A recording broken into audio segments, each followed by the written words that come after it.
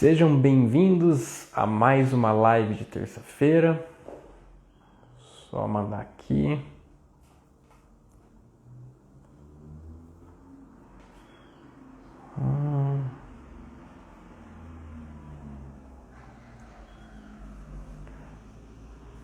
Sejam bem-vindos a mais essa live aqui de terça-feira para falar de um tema muito interessante, algo que realmente me perguntam bastante. Só esperar um pouquinho para as pessoas entrarem, aí eu já começo a dissertar um pouquinho sobre isso, sobre o tema de hoje.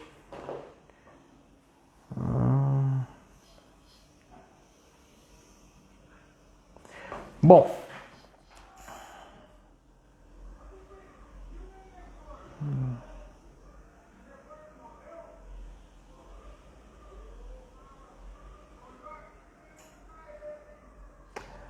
vamos lá.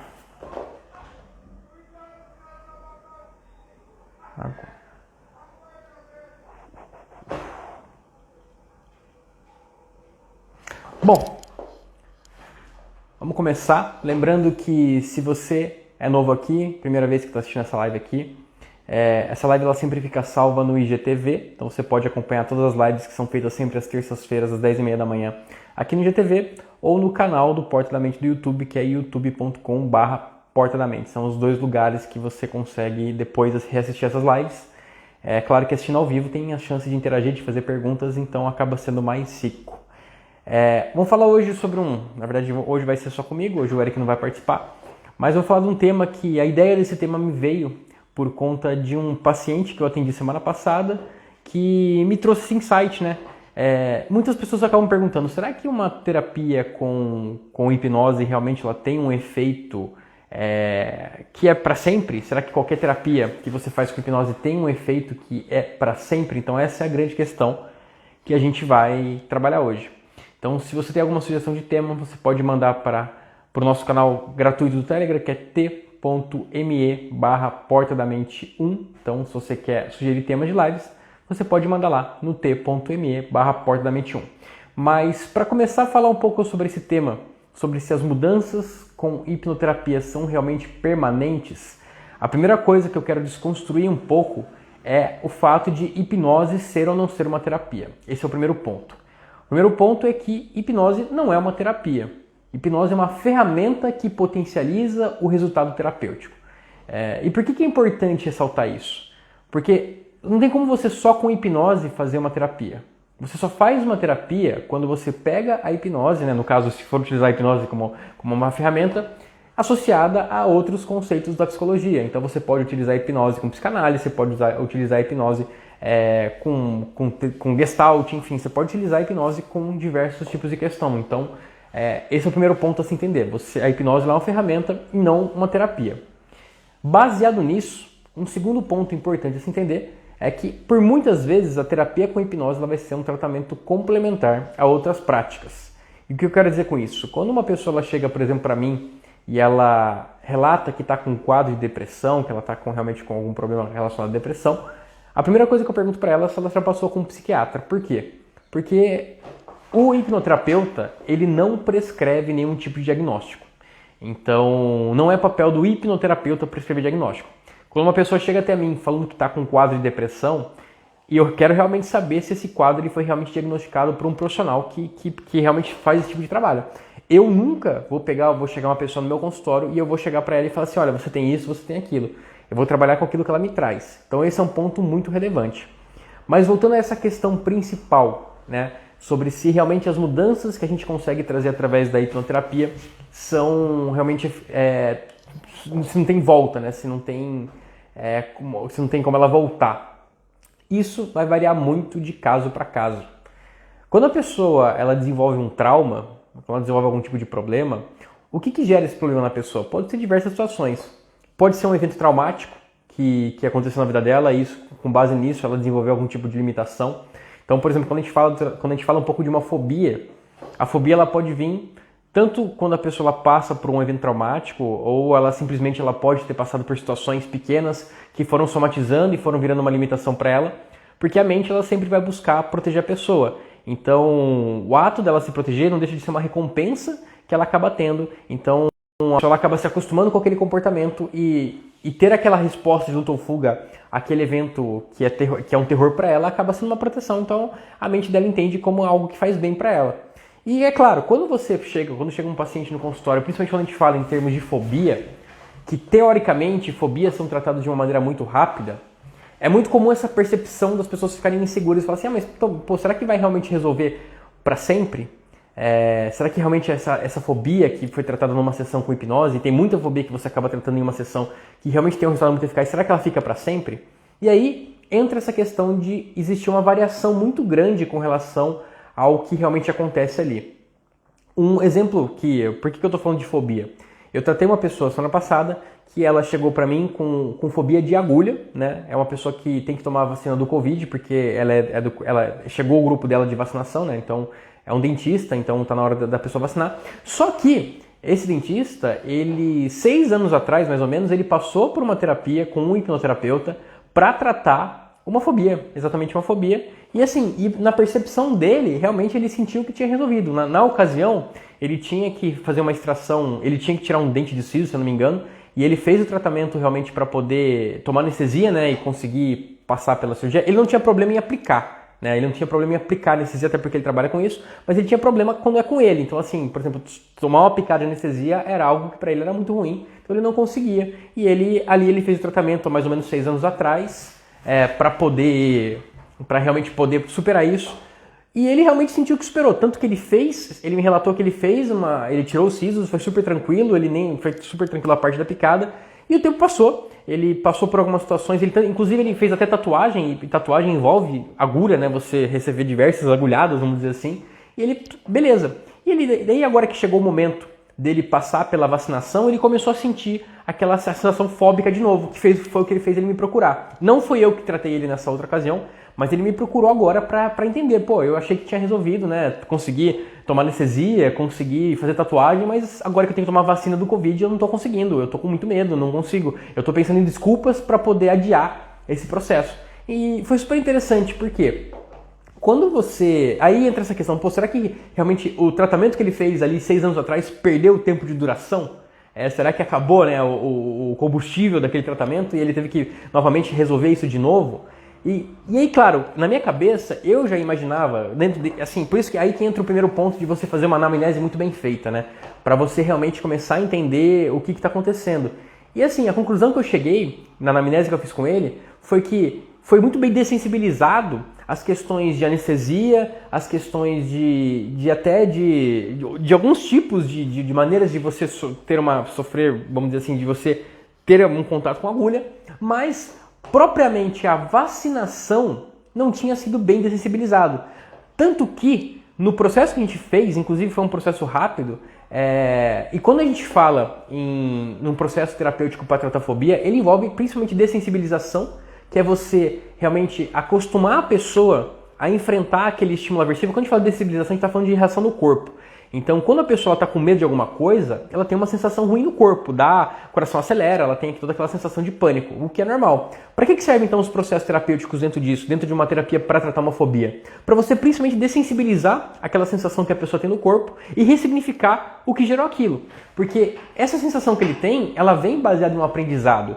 Então, em algum momento ele passou por alguma coisa que foi traumático para ele de certo modo, ou pode ser até um pai ou uma mãe que tem medo de agulha, enfim, pode ser várias coisas. Que aquilo gerou um registro, que a mente entende que precisa protegê-lo, e ele tem uma versão àquilo. Quando ele passou um tratamento lá atrás, isso foi, como era muito direcionado porque ele queria fazer a extração do siso e precisava tomar anestesia, provavelmente essa terapia ela foi muito conduzida com essa questão de anestesia. Só que talvez não tenha sido vasculhado realmente todos os gatilhos associados a uma agulha. Então, dentro do processo que eu trabalhei com ele, que a gente realmente começou a investigar de todas as formas, agulhas no geral, então tanto vacina quanto tirar sangue, quanto outros processos, a gente começou a descobrir que tinham pequenos traumas associados a essas questões que não tinham sido ressignificados e dessensibilizados. Então, dentro desse processo que eu fiz com ele, a gente buscou realmente esses eventos, e aí que entra a questão da condução terapêutica, né? É você entender que quando a pessoa tem uma sensação ali, quando a pessoa tem a fobia no caso, ela vai ter vários sentimentos associados, às vezes não é um só. Então, se eu vasculho um sentimento apenas, existe um risco muito grande de eu deixar passar alguma coisa. Como, por exemplo, ali passou que a questão da vacinação era algo importante para ele. Tanto que, quando dentro desse processo, a técnica que eu acabei utilizando foi regressão, o que a gente encontrou ali foram alguns eventos relacionados à vacinação, quando ele era criança principalmente, no qual ele passou por situações traumáticas. Então fazia todo sentido com relação ao que ele passou ali. E assim, é importante ressaltar que quando a gente fala de fobia também, a gente está falando de redes neurais. Então quando você tem uma fobia de alguma coisa, existe uma rede neural associada a esse problema, que está sempre fortalecida. Quando você faz uma regressão, você está trabalhando dentro dessa rede neural, não que você vai fazer ela sumir, mas você está criando novos caminhos neurais para que a pessoa consiga, vamos dizer assim, que o recurso seja maior do que o problema, do que a aversão. E é nisso que você trabalha numa regressão. É uma terapia expositiva na qual você está expondo a pessoa ao problema que ela tem.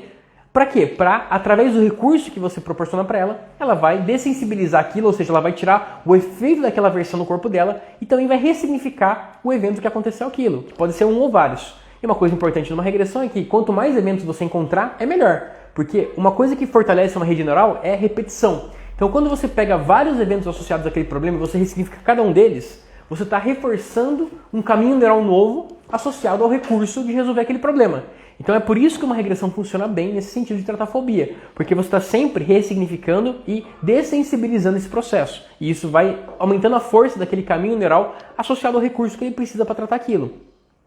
E aí que entra essa questão. Esse trabalho que a gente faz dentro do consultório, se a gente não procurar realmente encontrar todos os gatilhos que estão associados ao problema, existe sim, claro, um risco grande da pessoa, depois de um tempo, voltar a sentir aquele problema. Por quê? Porque talvez a gente não tenha encontrado tudo que estava associado àquilo. Então, voltamos para o tema principal da live. É possível que uma pessoa que passou por um tratamento com hipnoterapia ou até qualquer outra prática terapêutica volte a ter um problema relacionado àquilo? Sim, é possível, totalmente possível. E podem ter diversas variações baseadas nisso. Uma dessas foi essa que eu trouxe para você, essa história, de que nem todos os gatilhos associados ao problema foram realmente dessensibilizados, ou simplesmente a vida é cheia de altos e baixos e pode passar por vários momentos.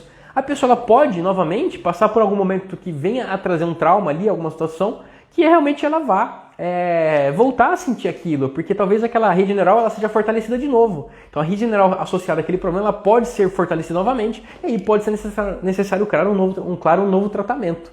Então assim, não existe uma regra dentro desse processo. É claro que muitas coisas que a gente trata acabam sendo eficazes assim por uma vida toda, mas é claro que existe a possibilidade da pessoa ter uma recaída no sentido de precisar de um tratamento novo, de um reforço.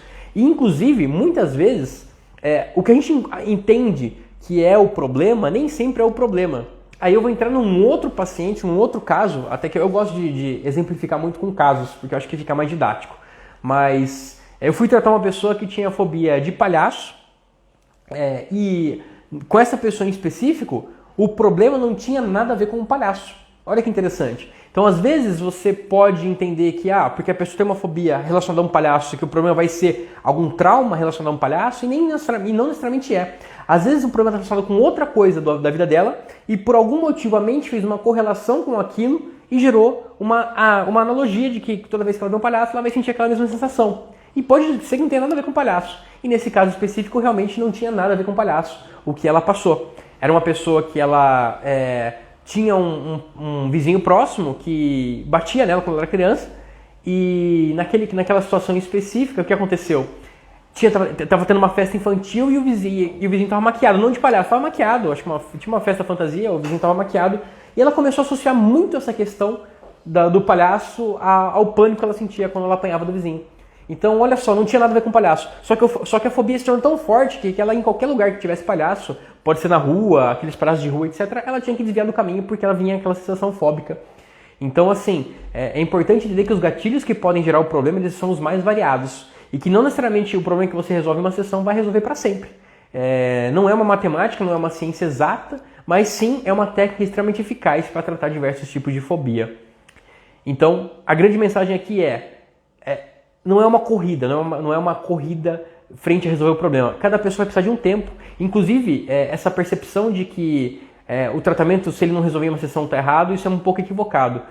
A hipnose ela acelera muito o processo, então ela é uma ferramenta que ela vai acelerar muito o processo de tratamento, Só que esse acelerar, se ele não for sempre fortificado pela pessoa em casa, na vivência dela no dia a dia, se esse processo não estiver sempre sendo repetido por ela, no sentido de enfrentar o problema no dia a dia e começar a trabalhar aquilo, aumentando a força da rede general associada ao recurso, ela tem uma chance muito grande de ter uma recaída. Porque imagina assim, a pessoa, sei lá, está 20 anos fortalecendo aquele problema. Então ela está sempre, que ela, por exemplo, ela vê uma barata, ela está sempre com pânico. Então ela está sempre fortalecendo aquela rede general. E você, em uma sessão, você dessensibiliza vários eventos, só que a pessoa no dia a dia dela, ela volta ela não treina aquilo, vamos dizer assim. Então, assim, é muito grande a chance dela voltar a fortalecer a regional do problema. Então, por isso que é tão importante, além de você dessensibilizar os eventos dentro da terapia em si, é você também ensinar a pessoa, dentro do dia a dia dela, a fazer auto-hipnose, a ter recursos para que ela fortaleça essas redes neurais alternativas que ela vai começar a usar para não trazer aquele pânico, e com isso, sim, claro, o tratamento ele tende a ser muito mais efetivo. Então, quanto mais a pessoa enfrentar aquilo, ela começar a se expor àquilo e começar a sentir que o corpo não sente mais aquela reação ruim, mais forte fica aquela sensação, aquela rede neural associada ao recurso, e claro, uma muito maior chance de ser um tratamento que vai ter uma efetividade muito maior ao longo prazo. Bom, falei pra caramba aqui, essa era a mensagem que eu queria passar para vocês hoje. Se tiver alguma pergunta, mande agora. Senão eu já vou encerrar a live. Realmente a ideia aqui é ser lives diretas e com conteúdo prático para vocês. Então se tem alguma dúvida, manda aqui para mim. Se não, vou passar para os recados finais. Lembrando que se você tem interesse em aprender hipnose, temos vários cursos online no site portadamente.com.br. Você pode entrar lá, você vai ter acesso a esses cursos. Você pode aprender hipnose do zero, mesmo que você não saiba nada de hipnose, até hipnose clínica, a você realmente tratar pessoas, ajudar pessoas dos mais diversos problemas.